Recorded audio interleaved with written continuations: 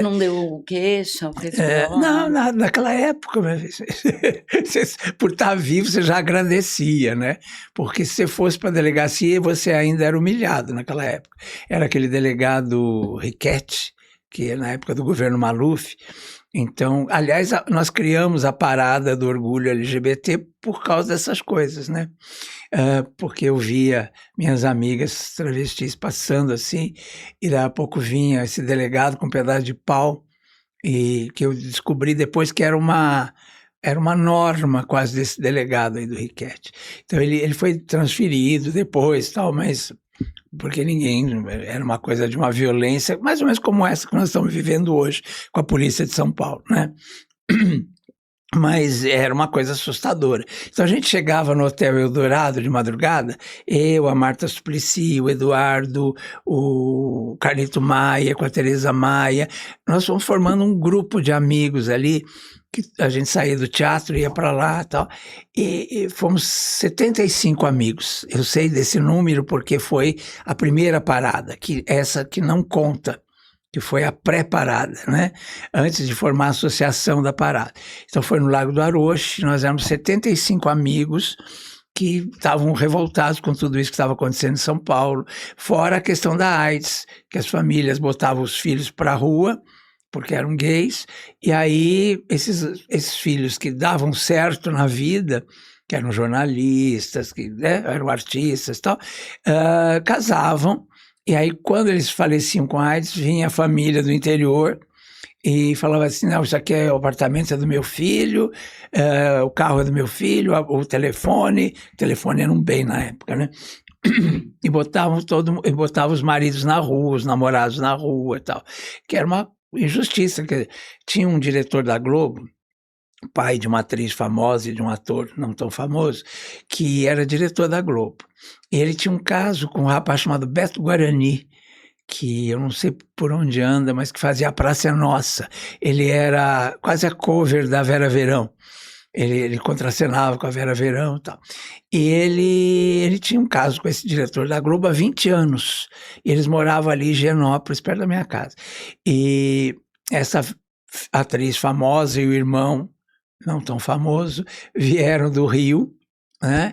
E entraram no apartamento e tal, tiraram as coisas dele, jogaram pela janela. Ele, inclusive, na época me procurou, que ele queria processar e tal. Então, era uma época de uma violência. Isso foi quando? 95, 96, né?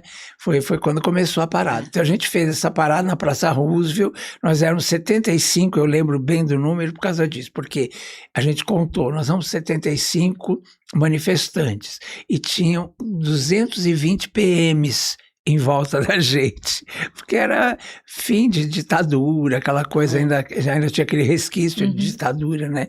Então foi uma coisa muito, muito violenta, né? E é por isso que eu guardei os números. Então, quer dizer, esse ano a gente comemorou a 30ª parada, mas na verdade eu comemorei a 31ª.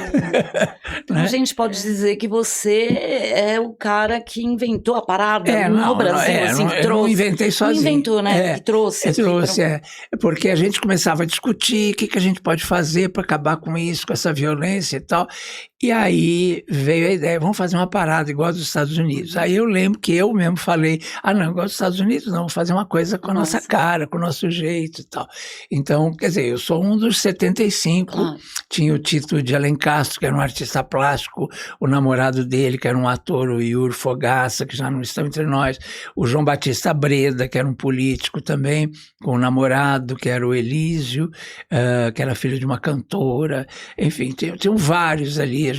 E a gente chegava de noite e começava a tomar aquele café da manhã, porque o Hotel Eldorado tinha uma curiosidade, ele servia o café da manhã, como era ali no centro, a partir da meia-noite. Aquele café completo, sabe, de hotel, com frutas, com tudo. Então a gente ia para lá de madrugada e ficava conversando. E sempre discutindo essas coisas e tal.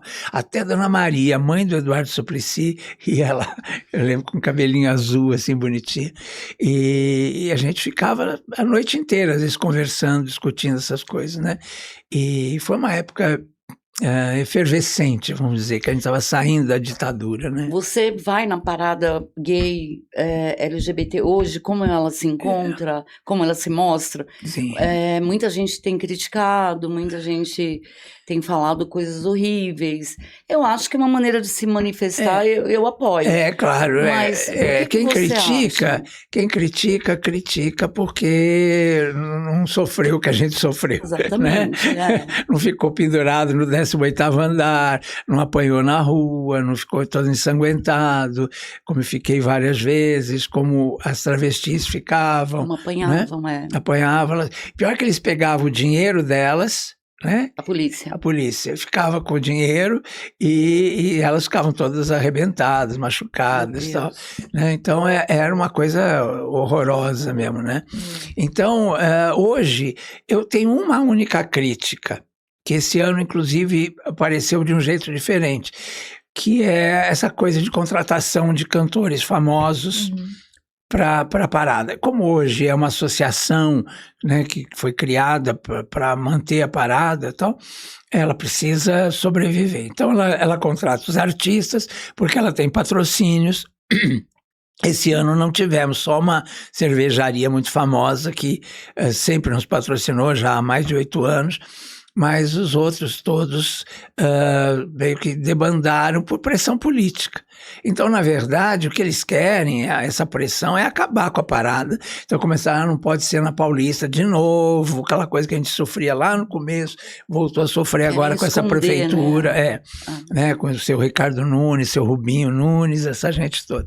Então, eles querem acabar com a parada. Então começaram, a criança não pode estar na parada, porque é um péssimo exemplo. Imagina, as crianças amam a parada, as cores da parada. Eu vi agora, domingo, né, passado, a avenida toda lotada. Imagina o número que eles deram, 380 mil pessoas. Ali tinham pelo menos 4 milhões de pessoas.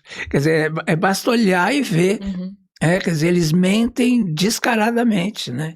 Então, a única crítica que eu faço hoje à parada é essa coisa. Porque eu acho assim, contrato uma cantora muito famosa, não vou citar o nome dela aqui, mas ela é LGBT. Então, por que ela cobra para ir à parada? Por que ela não vai pela causa? Então, eu acho que eu aqui acho pode até... citar nomes, tá? Pode entendeu? citar. Eu tô falando da Daniela Mercury, né? Por exemplo. Então, sabe, eu acho que eu não entendo muito por que ela tem que ganhar 200 mil, 300 mil, né? Porque eu vou pela causa. Também, eu não sou a Daniela Mercury, não tenho o nome dela e tal, mas eu acho que, sabe, eu não consigo entender muito isso, né? Eu acho meio falsa essa coisa de você ser da causa e aí você cobrar para participar. Mas, e aí não é nem culpa da parada em si, porque a parada precisa dessas pessoas de nomes fortes e tal, e até para atrair patrocínios, né? Então, é uma coisa meio de mão dupla e meio complicada. Mas o artista podia dar uma mão, né? Porque é uma causa que ele está lutando ali junto com todo mundo. Adoro Daniela Mercury, acho uma grande cantora brasileira, eu citei o nome dela porque ela é quase sempre uma figura, esse ano não veio, porque não tinha patrocínio e tal, né? Então, mas ela sempre está presente. Tá. Então, na verdade, ela não veio porque ela não ia ganhar cachê, né? Entendeu? Então, aí fica, entendeu? Isso eu critico. Agora, de resto, eu acho que a parada só cresce. Aliás, esse ano eu acho que foi a maior de todas, a mais bonita de todas. Eu estava na porta ali da TV Gazeta, mais ou menos, eu estava no último carro. Que é o carro da parada mesmo, oficial da diretoria. E aí eu olhava para trás, até o Paraíso, lá Praça Oswaldo Cruz, né? Você não via o chão, né? Tudo lotado. Aí você olhava para frente, então, olhava para as transversais da Paulista, tudo lotado. Quer dizer, aí eles vendem para a imprensa a ideia de que tinham 380 mil pessoas. Imagina. Que está falida, né? Para quem não acompanha, parece que, acabou, virou a maior putaria, só isso que existe lá. A ideia deles isso que eu vi, né? Muita gente falando. Mas que pena, né? Isso são os homofóbicos que falam, né? Infelizmente. E você falou dessa artista e tal, você acredita que tem alguns artistas ou artistas femininas, assim, principalmente na música, que eles usam muito dessa pauta, dessa causa só para ganhar dinheiro e no fim nem são aliados? Então, eu citei a Daniela, mas não é só a Daniela, né? São várias e vários, né? Então, eu acho que... Eu não entendo muito isso. Eu acho que você tem que ir pela causa, né? Sim, principalmente quando você faz parte, né? Exatamente, né? Aí é uma questão de postura política mesmo. Mas, enfim, essa é a minha opinião.